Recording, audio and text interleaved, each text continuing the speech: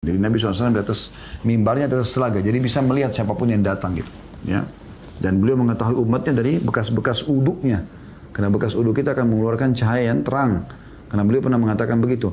Aku ingin sekali melihat saudara-saudaraku. Kata para sahabat, ya Rasulullah, kami saudara-saudara anda. Kata Nabi SAW, bukan, kalian adalah sahabat-sahabatku. Saudara-saudaraku nanti, saudara-saudaraku yang datang sepeninggalku. Ya. Kata salah seorang sahabat, ya Rasulullah, bagaimana anda mengenal mereka? Kata Nabi SAW, dari tempat uduk mereka akan keluar cahaya yang terang. Allahu Rabbi wal Islam dini wa Muhammadan Rasulullah. Bab ke-12, masih lanjutan sama tapi ini khusus untuk membahas telaga Nabi Muhammad SAW. Kalau kita semua dapat sungai-sungai di surga, maka Nabi SAW mendapatkan hal yang istimewa. Ya. Dikenal dengan telaga Nabi Muhammad SAW. Nah, tadi sempat disinggung masalah Al-Kautsar ya. Dalam surah Al-Kautsar ayat 1 sampai ayat 3 yang masyhur, tentu umumnya kaum muslimin hafal surah ini.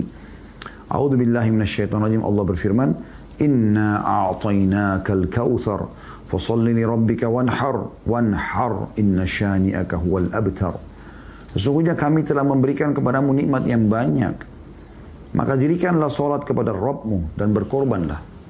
Sesungguhnya orang-orang yang membencimu dialah yang terputus. Nah, di sini makna yang tadi yang saya bilang, sesungguhnya kami telah memberikan kepadamu nikmat yang banyak. Sebenarnya Al-Kautsar makna lebih tepatnya sebagaimana tadi dalam hadis adalah itu, telaga di surga itu. Kemudian dalam hadis yang merincikan masalah telaga Nabi SAW, kita bisa bayangkan bagaimana luar biasa besarnya, mewahnya telaga tersebut. Telaga air ya. Hadis nomor 43 dari awal belajar, Abdullah bin Amr bin As radhiyallahu anhu meriwayatkan sabda Rasulullah SAW, "Haudi masiratu syahr, ma'uhu abyadu minal laban, wa rihuhu atyabu minal misk, wa kizanuhu kanujumis sama', man syariba minha fala yadhma'u abada." Telagaku sejauh perjalanan sebulan. Airnya lebih putih daripada susu. Baunya lebih harum daripada kasturi. Bejananya sebanyak bintang di langit.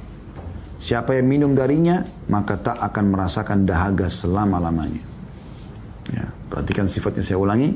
Telagaku kata Nabi SAW. Dan kita bisa berkunjung kepada Nabi SAW di surga. Bisa bertemu setiap saat. Ya. Telagaku sejauh perjalanan sebulan.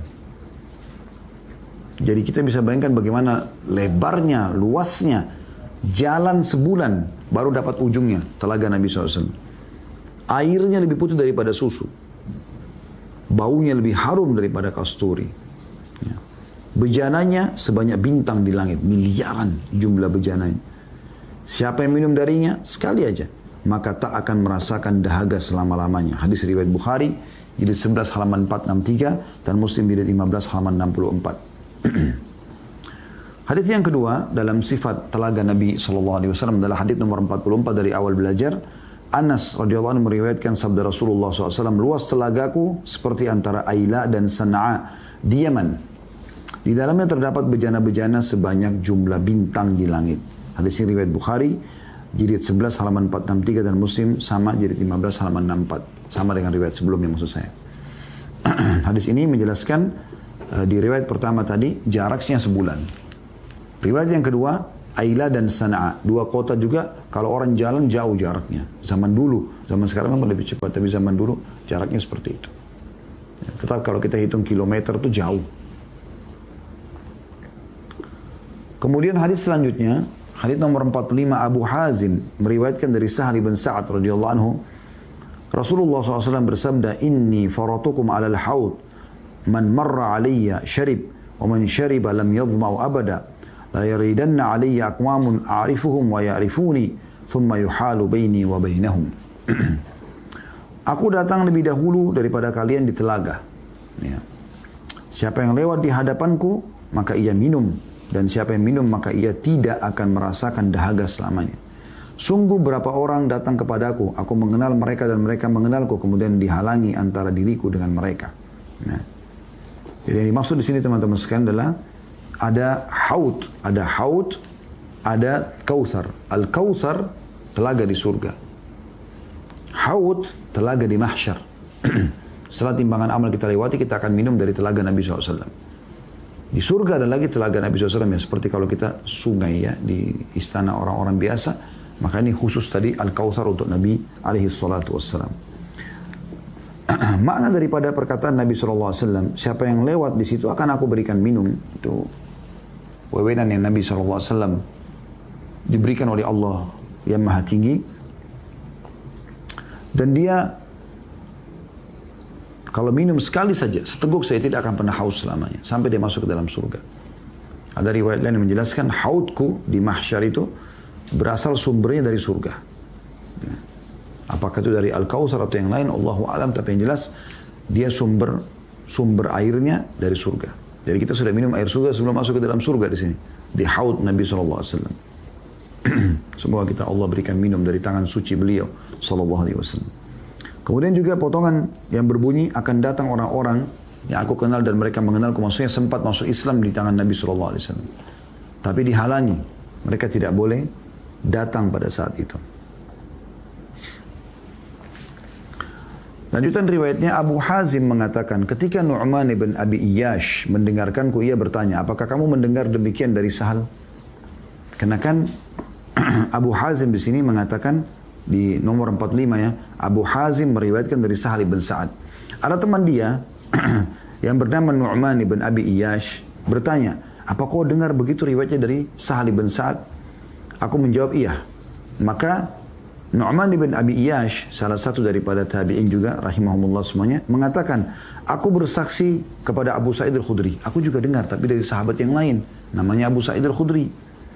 Sungguh aku mendengarnya dengan menambahkan di dalamnya, maka aku mengatakan, sesungguhnya mereka termasuk golonganku. Maksudnya, riwayat dari Sahal tadi ada tambahannya. Karena kan tadi cuma sampai mereka dihalangi dari haud. Maka di riwayat ya, Nu'man ibn Abi Iyash, rahimahullah, dari sahabat Abu Sa'id al-Khudri ada rincian. Siapa mereka itu yang dihalangi? Padahal mereka itu dari potongan sabda Nabi SAW, aku mengenal mereka dan mereka mengenalku. Maksudnya pernah menjadi sahabatku. Maka Abu Sa'id mengatakan, sungguh aku mendengarkan dengan menambahkan. Maksudnya Nu'man bin Abi Iyash Nu'man bin Abi Iyash mendengar dari Abu Sa'id. Tambahannya adalah, maka aku mengatakan sungguhnya mereka termasuk golonganku. Maksudnya Nabi SAW mengatakan golonganku, ini umat Islam. Maka dijawab oleh para malaikat, sungguhnya kamu tidak tahu apa yang mereka ada-adakan sepeninggalmu. Jadi mereka ini murtad setelah Islam. Aku mengatakan jauh-jauh bagi siapa yang mengubah agamaku sepeninggalku. Hadis ini riwayat Bukhari jilid 11 halaman 463 dan Muslim jilid 15 halaman 53. Ya. Al-Bukhari rahimahullah mengatakan, Ibnu Abbas radhiyallahu anhu mengatakan suhkan dalam hadis. Suhkan ya, adalah bermakna bu'dan atau jauh. Dan mana daripada farad dalam hadis, aku adalah mendahului kalian. Orang yang datang lebih dulu untuk memperbaiki aliran, ember dan berbagai urusan pemberian minum. Makna faratukum alal haud adalah aku lebih dulu ke telaga daripada kalian sebagai orang yang dipersiapkan untuknya. Ya, jadi hadis ini dikuatkan dengan dua riwayat sekalian ya. Riwayat yang pertama dari tadi ya, Abu Hazim melalui Sahal ibn Sa'ad. Cuma sampai ya, perkataan Nabi SAW, akan datang kepadaku orang-orang yang aku kenal dan mereka mengenalku, tapi mereka dihalangi. Sampai situ saja. Rupanya temannya mendengar. Nah ini pelajaran lain teman-teman sekalian. Kita kalau dengarkan seorang menyampaikan hadis dan kita tahu ada lanjutan hadis, bisa kita tambahkan.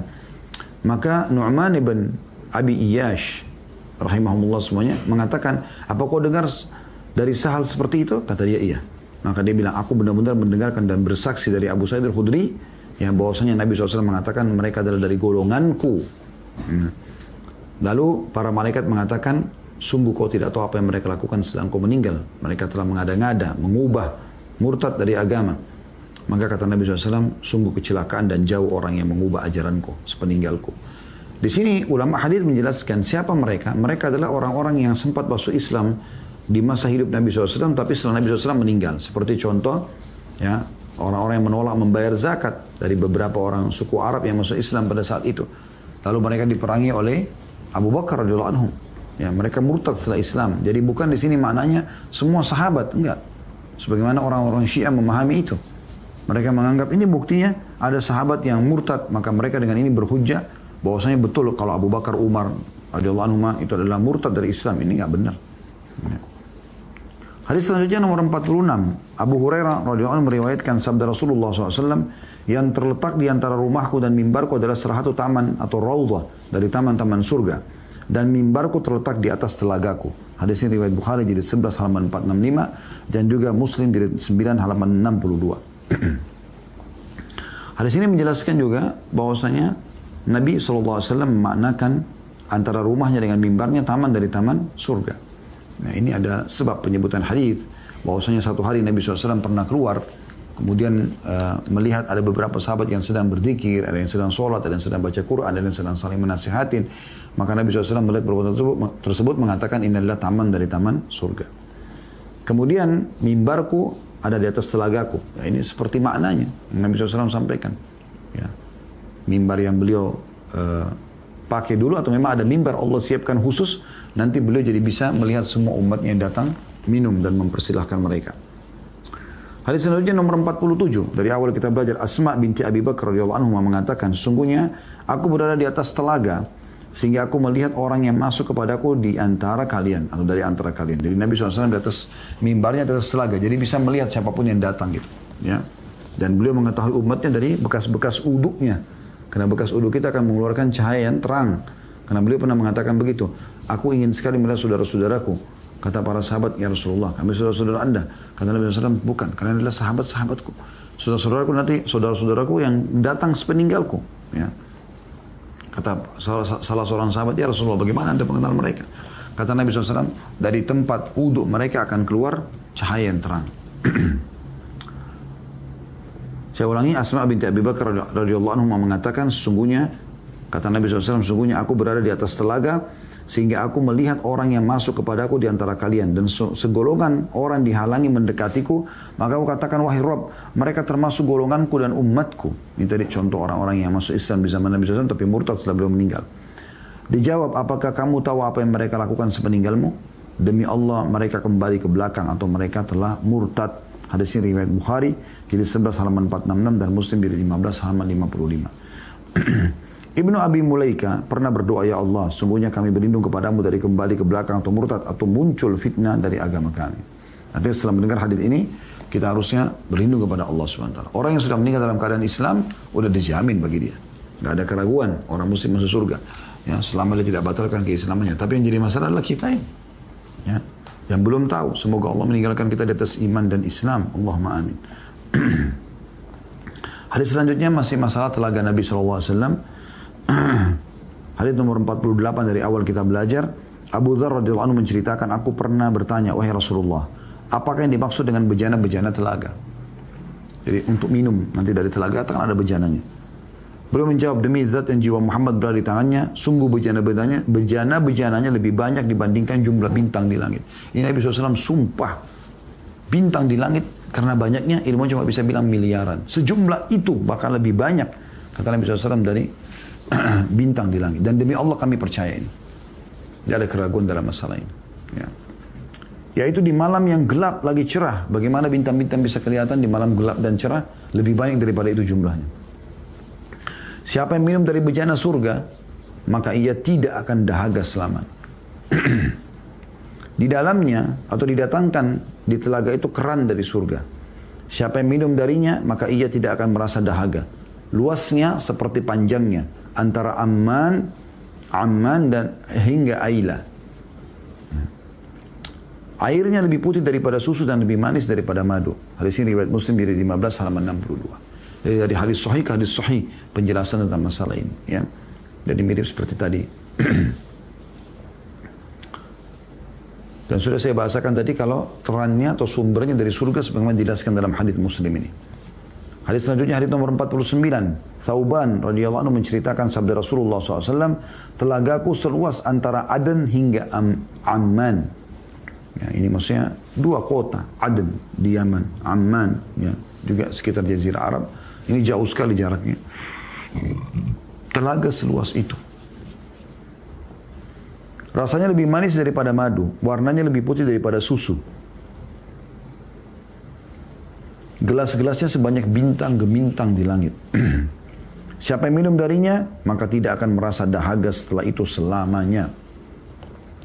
Manusia yang mula-mula datang kepadaku adalah orang-orang fakir dari kalangan muhajirin, yang kusut rambutnya, kotor pakaiannya, dan tidak dibukakan untuk mereka pintu-pintu yang tertutup, tidak dinikahkan dengan wanita-wanita yang berkecukupan, orang-orang yang memberikan segala yang mereka milikin, tapi tidak diberikan apa yang menjadi hak mereka.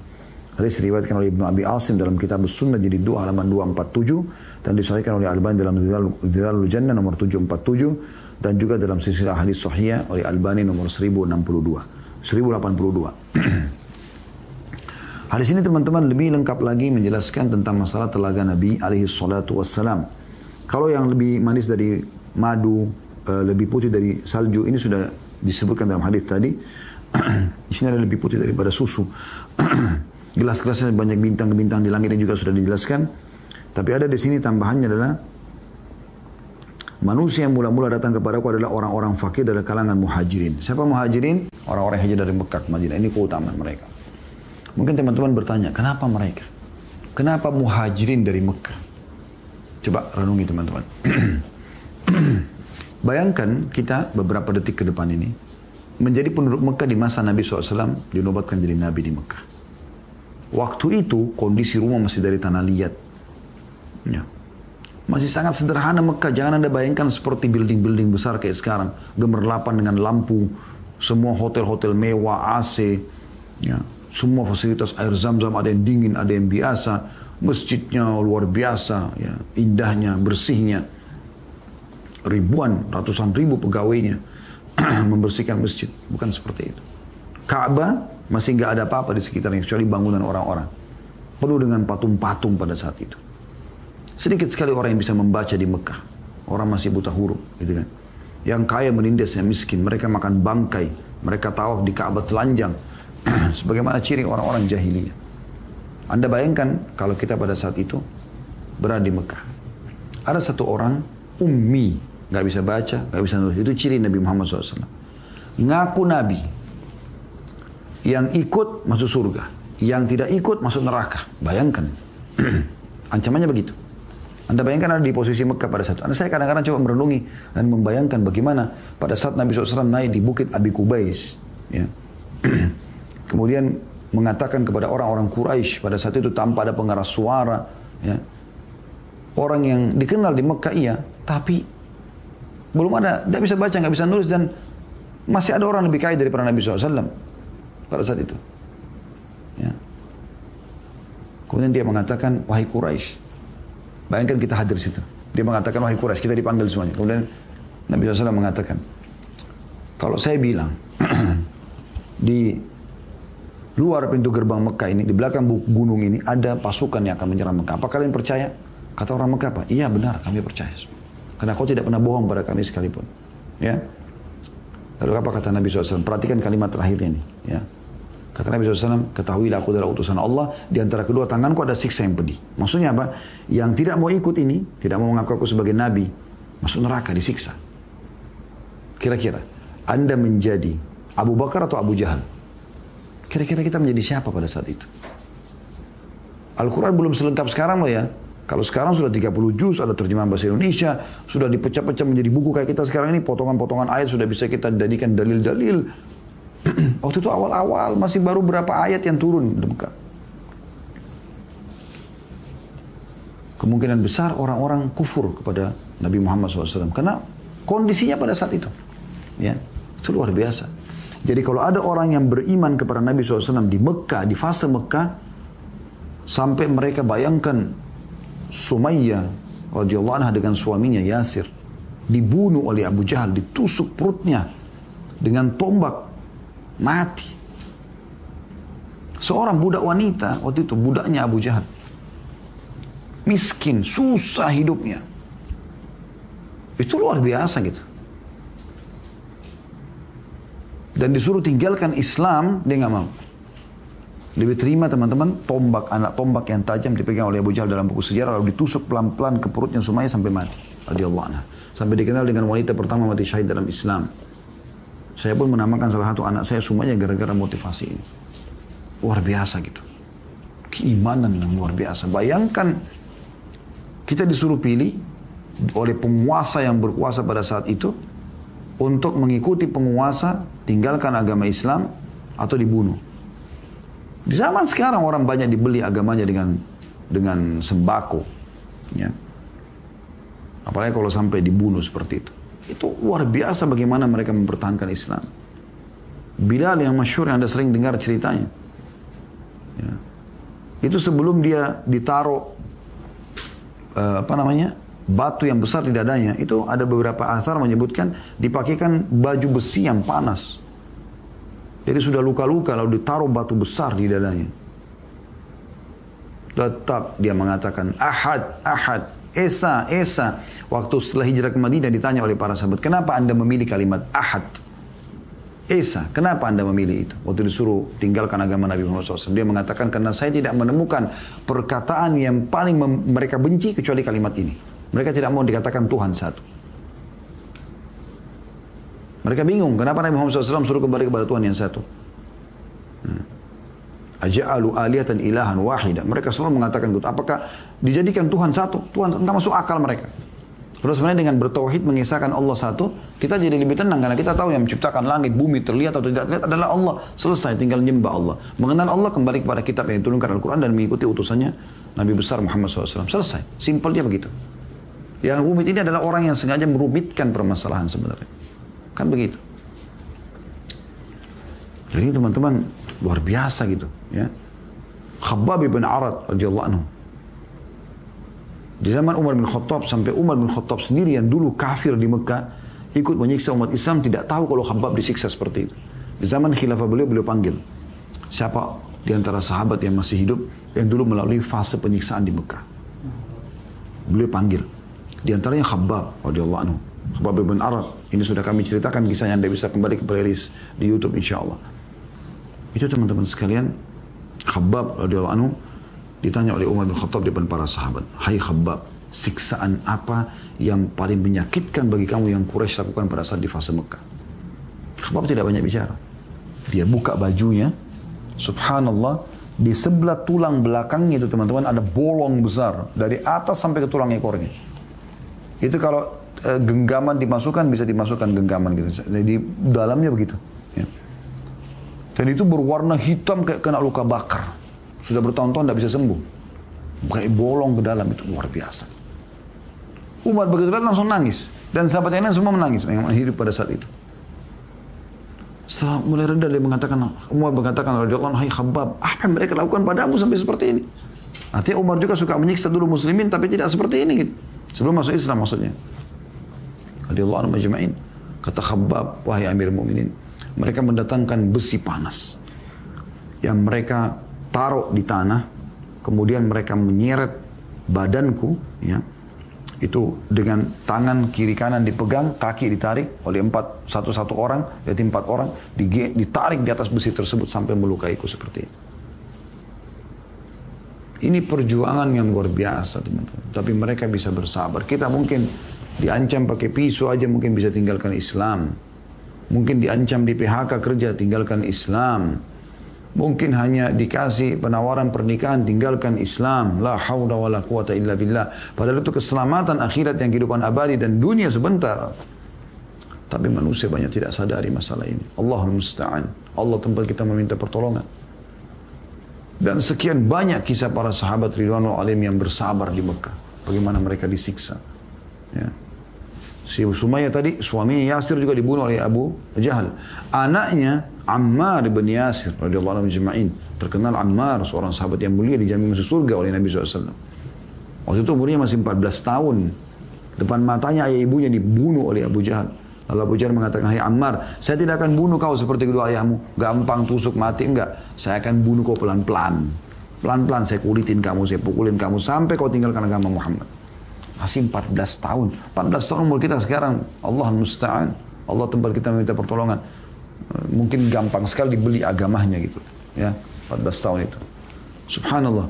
Pada saat itu Ammar bin Yasir radhiyallahu anhu karena sakitnya disiksa, maka dia mengatakan, iya saya akan tinggalkan agama Muhammad. Abu Jahal tidak puas. Lewat unta dia mengatakan, saya tidak lepas kau sampai kau katakan unta ini Tuhanku.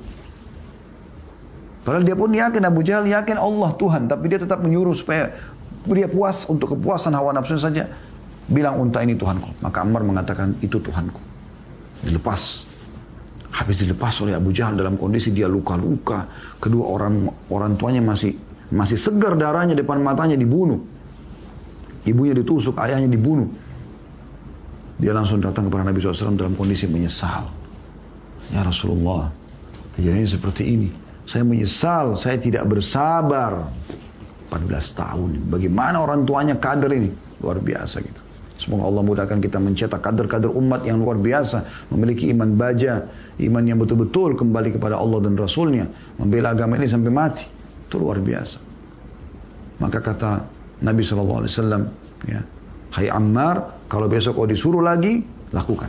Karena turun firman Allah Subhanahu wa taala, inna man ukra wa qalbu mutmainnun bil iman. Jadi tidak dihitung murtad itu. Yang hatinya tenang, ya, tapi dia benci dengan perbuatan tersebut. Dipaksa. Dan sekian banyak kisah mereka. Nah, para muhajirin ini teman-teman sekalian, mereka ini luar biasa. Gitu. Kurang lebih jumlahnya mereka 153 orang, 83 orang hijrah ke Habasyah, 70 orang hijrah ke Madinah bersama Nabi SAW, gitu kan. Nah, nanti mereka setelah pembebasan Khaybar atau penyerangan Khaybar, baru yang 83 dari Habasyah datang ke Madinah. Sempurnalah semua total muhajirin pada saat itu sekitar 153 orang. Nah, mereka ini punya kedudukan tersendiri dalam Islam. Mereka masuk Islam di awal-awal Islam. Awal-awal Islam sulit, Al-Quran belum sempurna, tidak ada cahaya. Maksudnya tidak ada penerangan kayak kita sekarang, fasilitas internet, apa, handphone, nggak ada semua. Masih, Mekah masih penjahat-penjahat semuanya isinya. Penyembah-penyembah berhala, penuh dengan patung-patung. Butuh perjuangan yang luar biasa, makanya mereka punya kedudukan. Bahkan Nabi SAW sebutkan ciri mereka. Saking susahnya mereka pada saat hijrah, yang kaya-kaya pun dirampas hartanya orang Quraisy. Perhatikan di sini. Kata Nabi SAW, manusia yang mula-mula datang kepadaku adalah orang-orang fakir dari kalangan muhajirin yang kusut rambut mereka. Susahnya hidup sampai kusut rambut. Biasa orang kalau kena miskin susah, ya tidak sempat lagi sisir rambutnya, nggak sempat sampoan, mandi gitu. Kotor pakaiannya, nggak ada pakaian kecuali itu. Berangkat dari Mekah ke Madinah jalan kaki. Bayangkan. Sekarang aja kita pakai bus 5-6 jam. Kadang-kadang kita masih mengeluh. Capek, pegel, duduk, apalah manjahnya luar biasa gitu. Bagaimana? Ya, di zaman Nabi SAW dulu. Yang tidak dibukakan untuk mereka pintu-pintu yang tertutup. Maksudnya, kalau mereka dengan pakaian bajunya kusut, rambutnya ya seperti itu. Kusut rambutnya kotor pakainya, tidak mungkin dibukakan pintu untuk minta pertolongan. Karena dianggap berantakan sekali. Dan tidak dinikahkan dengan wanita-wanita yang bercukupan. Orang-orang yang memberikan segala yang mereka miliki, mereka berjuang untuk agama ini tanpa dengan izin Allah SWT, tanpa perjuangan para muhajirin mempertahankan bersama Nabi SAW, tidak sampai Islam kepada kita. Tapi tidak diberikan apa yang menjadi hak mereka. Maksudnya tidak dijunjung, tidak didoakan. Ya. Padahal mereka itu punya peran besar dalam Islam. Allah musta'an. Jadi mereka adalah orang-orang yang pertama sekali yang akan diberikan minum oleh Nabi SAW dari telaga beliau. Hadis yang terakhir teman-teman sekalian adalah hadis 50 dan kita tutup dengan ini. Uqbah radhiyallahu anhu menceritakan Nabi SAW keluar pada suatu hari untuk mensolatkan jenazah dalam kurung mujahidin perang Uhud. Ya. Jadi Nabi SAW keluar suatu hari untuk mensolatkan jenazah mujahidin Uhud. Lalu beliau naik ke atas mimbar seraya bersabda, sungguhnya aku mendahului kalian. Aku sebagai saksi atas kalian. Sesungguhnya aku demi Allah melihat telagaku sekarang. Dan aku diberi kunci-kunci perbendaharaan bumi. Sesungguhnya aku demi Allah tidak mengkhawatirkan kalian berbuat syirik sepeninggalku. Tapi aku khawatir atas kalian ialah bila kalian bersaing mengenai urusan dunia. Hadis ini riwayat Bukhari jilid 11 halaman 465 dan Muslim jilid 15 halaman 57. Hadis ini teman-teman adalah hadis yang sangat mulia, menceritakan kepada kita tentang mukjizat yang Allah SWT berikan kepada baginda Nabi alaihi salatu wassalam, yaitu beliau pada saat ya selesai mensolati jenazah syuhada Uhud, maka beliau kembali ke Madinah, naik di atas mimbar, lalu beliau ceramah ya untuk menyampaikan kepada para sahabat yang pada saat itu mereka terpukul karena muslimin sempat dikalahkan di akhir peperangan Uhud, gitu kan, bahwasanya mereka ini tidak mati sia-sia loh. Lalu beliau mengatakan, sungguhnya aku walaupun masih hidup, aku akan mendahului kalian. Ya. Maksudnya nanti di telaga, nanti ke surga, ya, aku akan pimpin kalian tetap. Aku akan menjadi saksi atas kalian. Aku akan mengatakan pada Allah, ya Allah, aku tahu ini si fulan beriman, si fulan beriman. Dia membela, Nabi SAW membela kita umatnya. Sesungguhnya aku demi Allah melihat telagaku sekarang. Ini mukjizat yang Allah SWT berikan. Nabi SAW bisa melihat apa yang tidak dilihat oleh kita. Dan banyak kejadian seperti ini. Seperti yang Nabi SAW waktu ditanya oleh Abu Jahal tentang Masjid Aqsa. Ya. Pada saat beliau menceritakan tentang Isra dan Mi'raj, atau ditanya oleh orang-orang Mekah pada saat itu, maka Nabi SAW menggambarkan, beliau mengatakan, diperlihatkan kepada aku Masjid Aqsa, maka aku bisa menghitung tiang-tiangnya. Nah, seperti itu, Nabi SAW diperlihatkan telaganya. Beliau mengatakan, aku demi Allah sekarang melihat telagaku. Ini benar-benar demi Allah benar. Saya pun bersumpah teman-teman, demi Allah ini benar yang Nabi SAW. Beliau melihat pada saat itu telaganya. Dan aku diberikan kunci-kunci perbedaan dunia. Maksudnya, umatku bisa jadi kaya. Ikuti syariatku, mereka akan bisa jadi kaya. Sedekah, ya, cari modal halal, segala macam ini. Itu akan dapat. Sungguhnya aku demi Allah tidak mengkhawatirkan kalian berbuat syirik meninggalku. Karena hampir semua da'i ingatkan, tidak boleh syirik. Walaupun masih ada umat ini yang terjerumus. Gitu. Tapi Nabi SAW mengatakan, saya tidak ragu lagi. Tidak perlu saya khawatir umatku nanti akan sembah-sembah berhala kayak orang-orang Mekah. Enggak lagi. Ada sebagian mereka mungkin tapi sudah murtad dari Islam. Gitu kan. Tapi kalau umumnya tidak. Gitu. Tapi yang aku khawatirkan, kata Nabi SAW, justru karena perbendaharaan dunia yang diberikan oleh Allah Subhanahu Wa Taala, artinya kekayaan dunia ini akan diberikan untukku dan untuk umatku, maka kalian bersaing di sisi dunia. Akhirnya mereka saling menggibah, menjatuhkan satu sama yang lain. Itu yang terjadi di kalangan kaum muslimin. Allahu a'lam.